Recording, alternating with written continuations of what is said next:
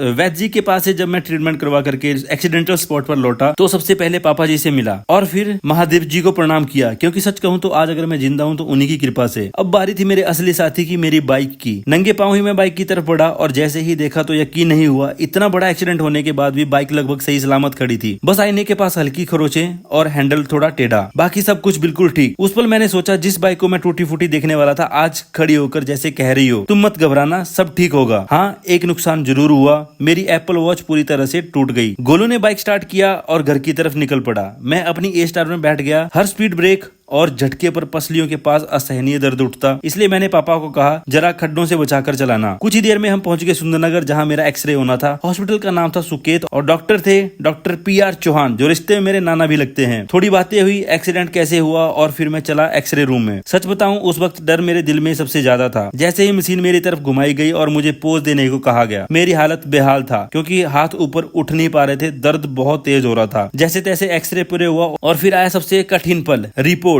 नाना जी ने जैसे ही रिपोर्ट देखी चेहरा थोड़ा गंभीर हो गया। उन्होंने कहा डैमेज थोड़ा बड़ा है, रिब्स में क्रैक है, शोल्डर में भी फ्रैक्चर है। ये सुनकर मेरे पैरों तले जमीन खिसक गई। 1 महीने का कंप्लीट बेड रेस्ट और हाथ को सपोर्ट देने के लिए सिर्फ पट्टी। प्लास्टर यहाँ पॉसिबल नहीं था। अब शुरू होने वाली थी मेरी असली लड़ाई। रात का दर्द, गहरी सांस लेने पर फेफड़ों में चुभन, जरा सी खांसी या चीख तो जैसे जान निकाल ले। लेकिन मैंने ठान लिया इस जर्नी के हर स्टेप को मैं आपके साथ शेयर करूंगा, क्योंकि आपके सपोर्ट से ही हिम्मत मिलती है।